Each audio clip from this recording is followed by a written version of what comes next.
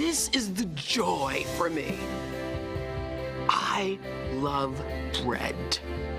I love bread. You get a loaf. You get a loaf. You get a loaf. You've probably seen this commercial before. Oprah announcing her love of bread even while on her Weight Watchers diet. Now, the average American eats about 53 pounds of bread per year, but many of us think that you can't have bread if you're trying to lose weight, right? The dreaded carbohydrates. That's typically what we think, you know. But actually, how about this? There are some breads that are good for you and good for your diet. We've got Matt Salas here. He's from Great Harvest Bread.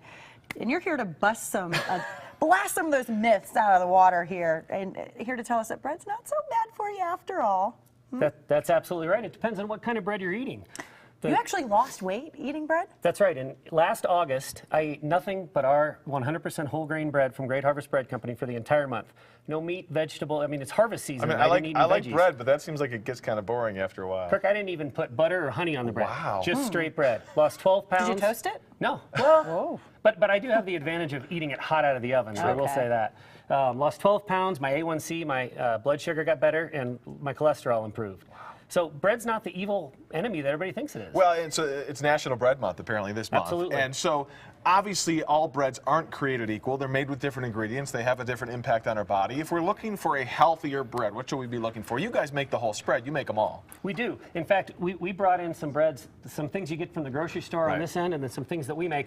The key is that it has to be 100% whole grain. Okay. And if you really want to go the extra mile for your own health and to get that weight loss component and to feel better, you've got to have freshly stone ground whole wheat bread. So this is a jar of wheat berries. This is wheat straight from the farm. We don't start in the morning with flour. We start with wheat and we grind it. This is what it looks like straight out of the farm. Right. It looks like rice, right? A browner color of rice. I've never seen that before. You know. No, I haven't either. We start our morning, whenever somebody talks to me about technology, you just did a piece on technology, Yeah. we talk about the fact that I start in the morning by grinding wheat between two rocks. So I'm not all that technologically advanced.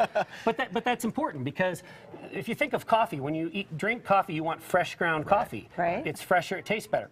Same thing with wheat. If you're using stale flour, you're going to get stale bread. That's pretty cool. That makes a big difference. So we got to look for whole wheat. I mean, if obviously if we're coming to your shop, is everything you make whole wheat, or do you guys make the variety of stuff? At our location at 765 South Colorado Boulevard, everything in the store from scones to bread, all the sweets, 100% whole grain. Well, let's take a look at this spread here. You've got a lot of different variety of breads out.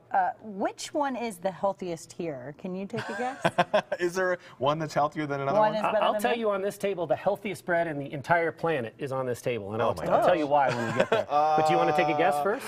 I'm going to say this guy in the middle. The middle? Come on, Megan. What do you think, Megan? Ooh, goodness. It's for bragging rights. Maybe the one with the seeds might be healthier. Megan's got it. Absolutely. There you go. Nice job. Why is that? Why is this so healthy? So this bread is a sourdough bread. It's a fermented bread. We don't use as much yeast in it. Some people are trying to avoid yeast for various digestional reasons. Yeast isn't in and of itself bad, but that does have lower yeast. It has 5 grams of fiber, 6 grams of protein. It's sugar-free. Thank you. It is our lowest salt bread. I've had nutritionists look at the nutrition information on this bread and say that's not possible. You're lying. No, you're lying. It's not possible.